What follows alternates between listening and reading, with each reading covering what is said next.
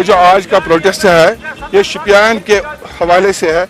آپ دیکھ رہے ہیں کہ شپیان میں جو پرسوں فائرنگ ہو گئی, نہتی عوام پر گولیاں برسائی گئی, اور اسی سلسلے میں بحثی پروٹیسٹ ہم یہ احتجاج کر رہے ہیں کہ یہ گولیوں کا سلسلہ بند کرو, اور یہ ہیومن رائٹس وائلیشن جو ہوتی ہے یہ بند کرو, اور ہندوستان اور پاکستان کے ارباب اقتدار اور اپوزیشن کے لیڈروں کو ہم اپیل کرنا چاہتے ہیں کہ اس مسئلے کو حل کرنے کے لیے آپ سامنے آئیے اس کو امیکیبلی پیسفلی سیٹلمنٹ کرنے کی کوشش کیجیے. ہم بھی ساتھ ہیں.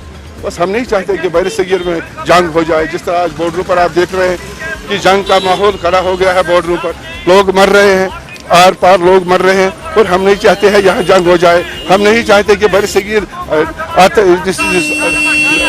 آگ کا نظر ہو جائے.